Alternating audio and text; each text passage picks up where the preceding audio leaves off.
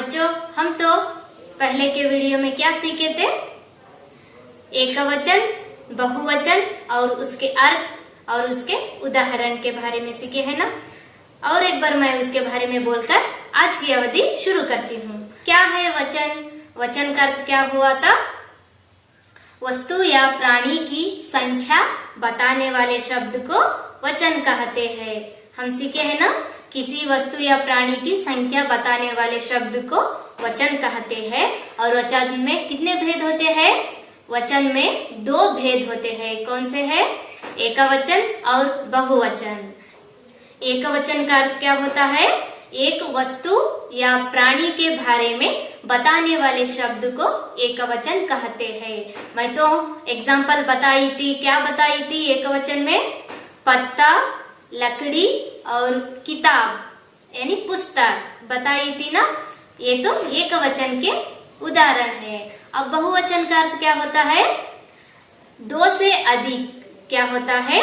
दो या अधिक वस्तुओं या प्राणियों के बारे में बताने वाले शब्द को बहुवचन कहते हैं। दो से अधिक रहने वाले वस्तुओं को हम बहुवचन शब्द यानी बहुवचन कहते हैं। मैं तो क्या उदाहरण बताई थी? पत्ते, लकड़ियां और पुस्तकें यानी किताबें बताई थी ना। हाँ, अब तो और मैं वचन के बारे में बोलकर अपनी 4वां कविता, 3वीं कक्षा का 4वां कविता के बारे में भी बोली थी। वो कौन सा है? एक अनेक, वन एंड मेनी। ये तो कविता है, इसके बारे में मैं आधा कर चुकी थी। अब उसी को संपूर्ण करती हूँ। मैं कहाँ तक बोली थी कविता में? एक चूहा कूद कर आता है, एक चूहा कूद कर हर चूहे को कहता है। क्या कहता है? यहाँ चिड़िया बोली नादन, ये चिड़िया चंचल शैतान। देखो, एक चिड़िया रहा तो नादान रहती है, ना समझ रहती है, वो तो सरल होती है बोल के चूहा कहता है। और ये चिड़िया चंचल शैतान, दो से अधिक रहने वाले चिड़िया तो शैतानी की शरारतें करते हैं बोल के चूहा चूहे को कहता है। इस बात को कौन सुन लेती है? इस बात को, चूहों के बात को बिल्ली ने सुनकर क्या करती है? सब बिल्लियों ने चूहों को खाने के लिए तरकीब सोचती है। घात लगाने पर तो घात लगाना का अर्थ क्या होता है? हमला के लिए तैयार होना। हमला का अर्थ फाइट करने के लिए, चूहों के साथ हमला करने के लिए तैयार होने का उपाय ढूंढ रहे हैं ना बिल्लियां। चलो अब क्या होता है बोल के आज की अवधि में बोलती हूँ। आप सब अपनी पाठ्य पुस्तक पुट संख्या 20 निकालो। मैं आप उस कविता को कंटिन्यू करती हूँ। छत्ते में बैठी मधुमक्खी, बोली सुन ले सब मधुमक्खियाँ, हमें बचाना 7 चूहों को, खाना पाए इन्हीं बिल्लियाँ। छत्ता छोड़कर सब जा पहुंची, छत्ते से बिल्लियों के पास, व्याकुल बिल्लियां भाग गई सब, देख मक्खियां इतनी पास। देखो, ये तो बिल्लियां तो तरकीब सोच रही थी ना घात लगाने पर चूहों पर। वो तो कौन सुन लेते हैं? मधुमक्खियां। मधुमक्खियां का अर्थ क्या होता है? शहद की मक्खी, हनी बी। आप तो शहद की मक्खी देखे हो। मक्खी अलग होती है, शहद की मक्खी अलग होती है। हनी बी, मधुमक्खी को हनी बी कहते हैं। वो तो कहाँ बैठी थी? छत्ते में। ये bee resting in the beehive, said legion bees. क्या है? ये bee resting in the beehive. कहाँ बैठती है? छत्ते में। छत्ते का अर्थ क्या होता है? छत्ता। मधुमक्खियों द्वारा इकट्ठा किए गए फूलों के रस का स्थान। छत्ता का अर्थ क्या होता है? हाइव। बी हाइव भी कहते हैं। हाइव, वो तो बी कहाँ पे रहती है? छत्ते में बैठी मधुमक्खी ने क्या बोलती है?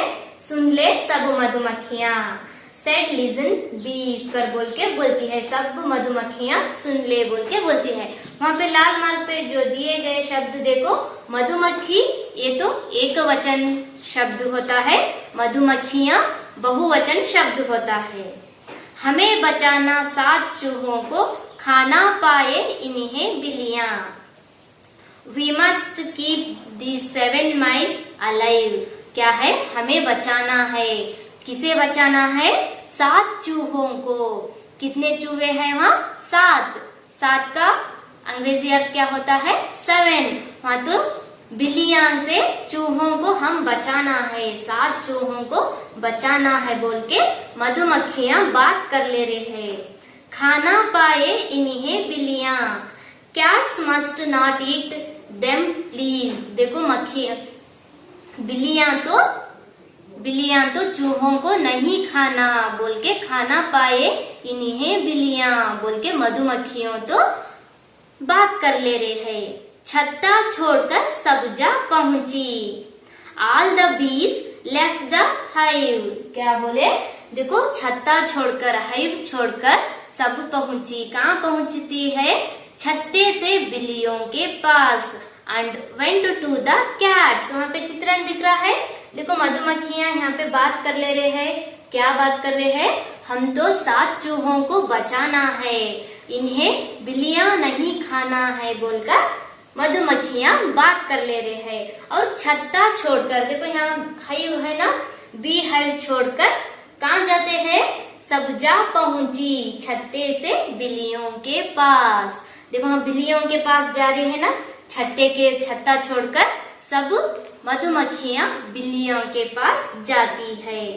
व्याकुल बिल्लियां भाग गई सब। Worried cats ran away in fear। व्याकुल का अर्थ क्या होता है? दुखी। सैड अंग्रेजी में सैड कहते हैं। व्याकुल बिल्लियां भाग गई सब। Worried cats ran away in fear।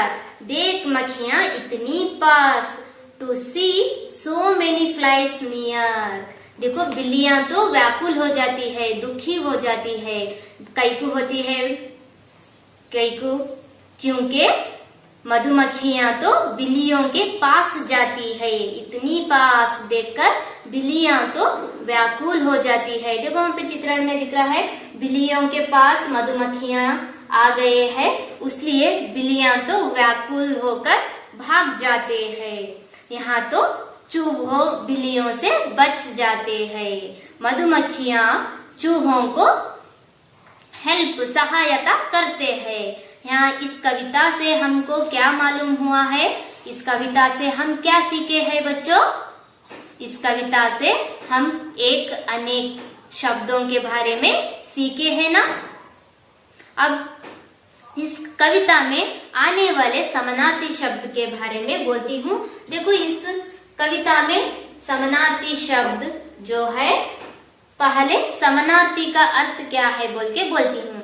समानार्थी का अर्थ समान अर्थ बताने वाले शब्द। क्या है? समान अर्थ बताने वाले शब्द को समानार्थी शब्द कहते हैं। देखो वहाँ पे नादान का समानार्थी शब्द ना समझ। हम तो नादान का अंग्रेजी अर्थ क्या देखे थे? इमैच्योर।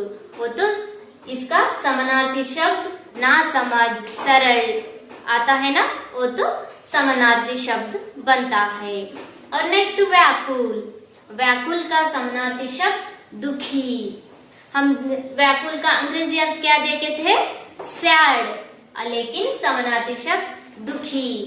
नेक्स्ट इशारा का समानार्थी शब्द संकेत। इशारा सिग्नल बोल के हम अंग्रेजी में कहते हैं ना, जैसा इशारा का समानार्थी शब्द संकेत। नेक्स्ट तरकीब का समानार्थी शब्द उपाय। और एक शब्द कौन सा है? उपाय, युक्ति। अंग्रेजी अर्थ क्या होता है तरकीब का? ट्रिक। हम तो फर्स्ट के वीडियो में देखे हैं, तरकीब का अंग्रेजी अर्थ ट्रिक होता है। ये तो समानार्थी वाले शब्द है। और नीचे मुहावरे बोल के है, वो तो इडियोम्स करके कहते हैं। अंग्रेजी में क्या कहते हैं? इडियोम्स, मुहावरे कहते हैं। यहाँ पे एक शब्द दिए है घात लगाना का मुहावरे क्या है? हमले के लिए छिपकर तैयार रहना, फाइट करने का। जो वहाँ पे चूहों से कौन घात लगाते हैं? बिल्लियां। घात लगाने के लिए बिल्लियां तैयार हो रहे हैं ना, वो तो मुहावरा शब्द बनता है। हाँ बच्चों, अब तो इस कविता में समानार्थी शब्द, मुहावरे शब्द और शब्दार्थ, एकवचन, बहुवचन और उसके उदाहरण देखे हैं ना। हाँ बच्चों, हम तो एक अनेक कविता के बारे में जानकारी लिए हैं। आने वाले अगली वीडियो में इस कविता का अभ्यास भाग देखेंगे। तब तक आप सब इस कविता को प्रैक्टिस करके इसमें आने वाले एकवचन और बहुवचन शब्द लिखकर मुझे व्हाट्सएप करना है। इस वीडियो को देखने के लिए आप सबको धन्यवाद। बाय।